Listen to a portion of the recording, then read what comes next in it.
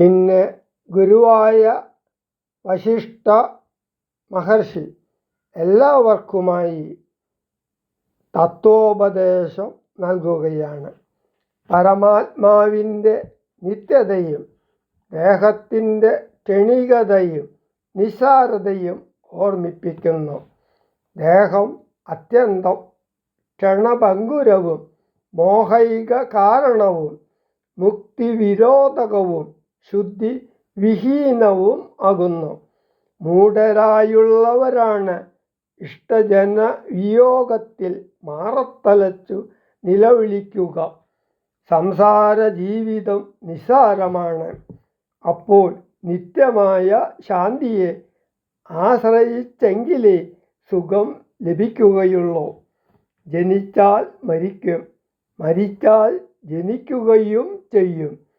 കർമ്മത്തിൻ്റെ സ്വഭാവമാണ് ജനന മരണങ്ങളിലൂടെയുള്ള ജീവിതഗതിയെ നിർണയിക്കുന്നത്.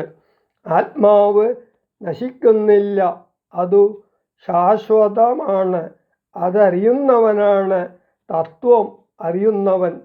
പുത്രമിത്ര കളത്രാദികളുടെ ദേഹവിയോഗത്തിൽ അങ്ങനെയുള്ള വിദ്വാൻ ദുഃഖം അനുഭവിക്കുന്നില്ല.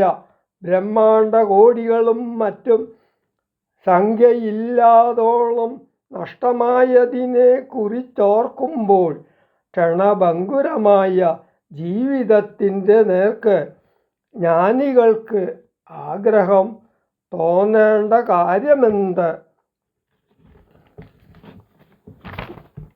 മായയുടെ ഗുണവൈഭവത്തെപ്പറ്റി അറിഞ്ഞവർക്ക് സംഭ്രമം ബാധിക്കുകയില്ല. ദേഹം നശ്വരവും ആത്മാവ് അനശ്വരവുമാണെന്ന സത്യം വശിഷ്ഠ മഹർഷി വിശദമാക്കുന്നു. മുജ്ജന്മത്തിലെ ദേഹത്തിലുള്ള കർമ്മം കൊണ്ട് ഇളകുന്ന ഇലയിൽ പറ്റിപ്പിടിച്ചിരിക്കുന്ന നീർത്തുള്ളി പോലെ ആയുസ് നിപതിക്കുന്നു. പൂർവജന്മത്തിലെ കർമ്മമനുസരിച്ച് ദേഹി മറ്റൊരു ദേഹം പ്രാപിക്കുകയും ചെയ്യുന്നു. കർമ്മഭേദങ്ങളാണ് കാലചക്രഭ്രമണത്തിനു കാരണമായിട്ടുള്ളത്. ദുഃഖത്തിനു കാരണം മഹർഷി പറയുന്നു. ആത്മാവിന് ജനനമോ മരണമോ ഇല്ല. ആത്മാവിൽ ഷഡ്ഭാവങ്ങളുമില്ല. ജനനം, ബാല്യം, കൗമാരം, യൗവനം, വാർദ്ധക്യം, മരണം എന്നീ അവസ്ഥകളാണ് ഷഡ്ഭാവങ്ങൾ. ഈ സത്യത്തെക്കുറിച്ച് എപ്പോഴും ചിന്തിച്ച് മനസ്സിലാക്കി ദുഃഖങ്ങൾ ത്യജിക്കുകയും കർമ്മം തുടങ്ങുകയും ചെയ്യുക. ശുദ്ധരാത്മാ ജന്മനാശാദിവർജിതൻ നിത്യൻ നിരൂപമൻ അവ്യയൻ അദ്വയൻ സത്യസ്വരൂപൻ സകല ജഗന്മയൻ മൃത്യുജന്മാദിഹീനൻ ജഗൽ കാരണൻ ദേഹമത്യർത്ഥം ജഡം ക്ഷണഭംഗുരം മോഹൈക കാരണം മുക്തിവിരോധകം ശുദ്ധിവിഹീനം പവിത്രമല്ലൊട്ടുമേ ചിത്തെ വിചാരിച്ചു കണ്ടാലൊരിക്കലും ദുഃഖിപ്പതീനവകാശമില്ലേതുമേ. ദുഃഖേന കിംബലം മൃത്യുവശാത്മനാം താതനെന്നാകിലും പുത്രനെന്നാകിലും പ്രേതരായാലതി മൂഢരായുള്ളവർ മാറത്തലച്ചു തൊഴിച്ചു മുറവിളിച്ചേറെ തളർന്നു മോഹിച്ചു വീണിടുവോർ. നിസാരമെത്രയും സംസാരമോർക്കിലോ സത്സംഗമൊന്നേ ശുഭകരമായുള്ളൂ. തത്ര സൗഖ്യം വരുത്തിയിടുവാൻ നല്ലത് നിത്യമായുള്ളൊരു ശാന്തിയറിയുക നീ. ജന്മമുണ്ടാകിൽ മരണവും നിശ്ചയം ജന്മം മരിച്ചവർക്കും വരും നിർണയം.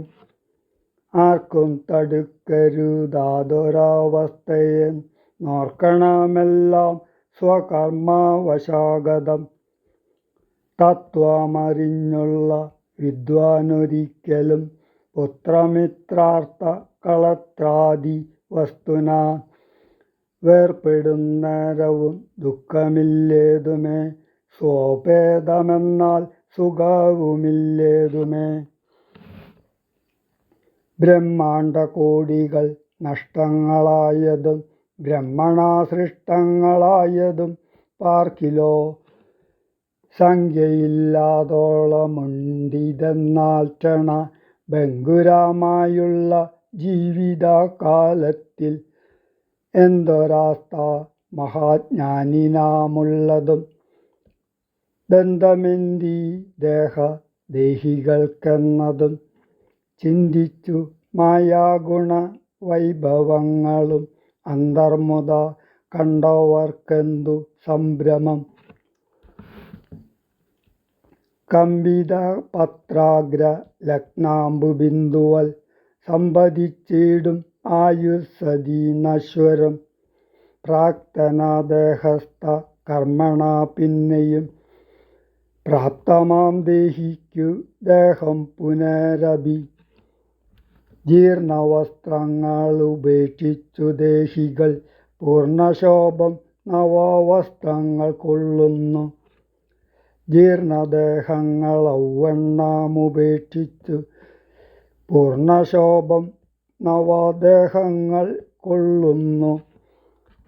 കാലചക്രത്തിൻ ഭ്രമണവേഗത്തിനു മൂലമിക്കർമ്മ ഭേദങ്ങളറിയുക നീ. ദുഃഖത്തിനെന്തൊരു കാരണം ചൊല്ലു നീ, മുഖ്യജനമതം കേൾക്ക ഞാൻ ചൊല്ലുവൻ. ആത്മാവിനില്ല ജനനം മരണവും, ആത്മനി ചിന്തിക്ക ഷഡ്ഭാവവുമില്ല.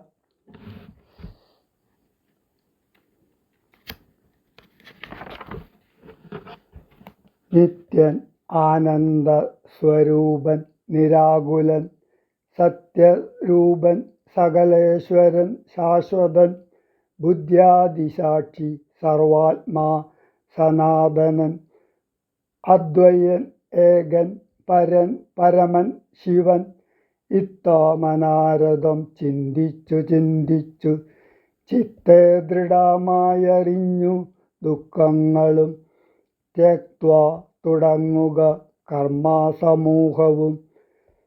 സത്വരമേതും വിഷാദമുണ്ടാകൊല.